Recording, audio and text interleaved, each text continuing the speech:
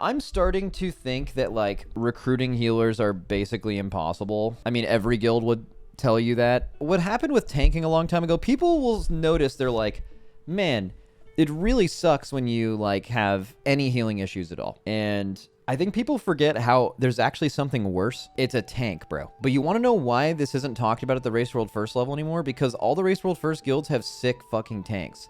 Because, and I believe this is true, at least in the top 2 guilds, there are no actual tank mains tanking. Yips is not a tank main. Scott was not a tank main. I mean, I guess maybe they are now. Mirez was not a tank main. What these guilds realized that we needed to do at a certain point was, you just have to have your best players in your guild tank. You cannot have any kind of liability at tank or you can't progress. So that problem was just solved. But people have never really done that with healing. Healing, I think, in a lot of ways is very different than DPSing and tanking. It's a much different play style. I mean, you can even tell in the UIs.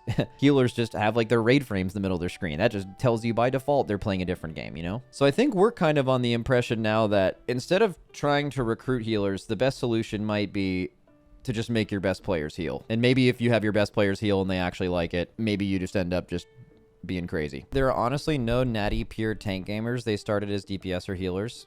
That's true usually, yeah. There's a couple reasons I have for that. So, number one, there's not a lot of ways to push yourself as a tank, right? Like, the way to, like, play at the highest level, I guess now that Mythic Plus is a thing, this is kind of different, but usually you'll end up just tanking a Mythic Plus. But in Raid, you don't have as many people to compare yourself to. Like, as a DPS player, you're in competition with, like, a lot of other people. As a tank, you can get complacent really easily in Raid. And the fact that your damage doesn't really matter and you just have to stay alive, the bar is pretty low. As I call them, career tank players are usually not great. Or at least the better way to put that is, I mean, this is, I think, statistically true. I don't think there has been a career tank player ever make it to, at least since I started doing this in, like, BFA, we started doing the Race World First. I don't think there has been a career tank player that has, like, won world first. It's, like, never happened. Like, someone who is a tank and has always been a tank. Almost always DPS first. Wasn't Now a career tank? I believe Now is a DPS player that went tank. I missed the roster changes. Is Timber gone? Yeah, Timber's out and Dazer is out, yeah. Both of them are fine players. I mean, Dazer especially has been here for a while. Dazer has killed maybe the hardest boss ever and did well, but that's how it goes.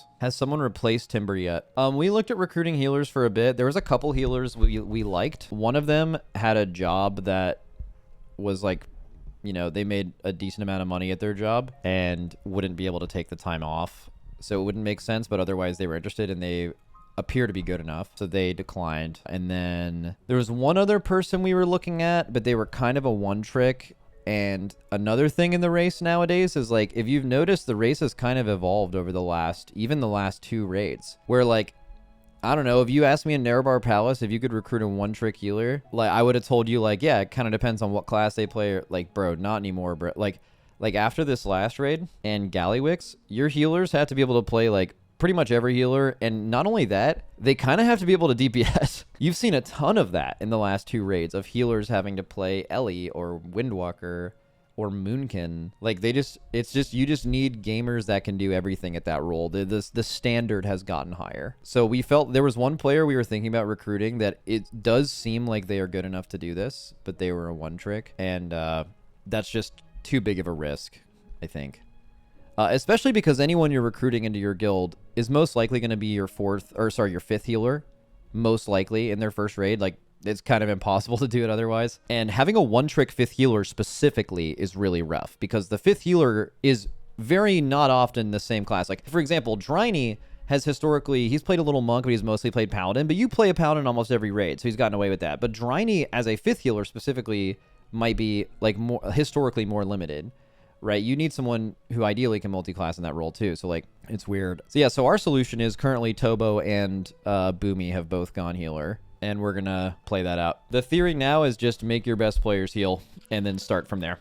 Your best players have to tank and heal, and then you can go from there. I think another way I looked at it was this. Who would you rather have in your raid? The melee DPS you'd bring in for Boomy, the ranged DPS you'd bring in for Tobo, or the 5th healer that you could recruit from some other guild where you don't know how good they are?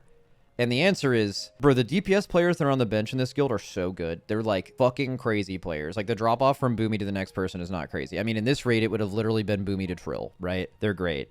So, like, it's just a better play, I'm pretty sure. There's still plenty of time to find a healer if it comes up. Bro, recruiting healers at the Race World First level is, like, it's just not possible, man.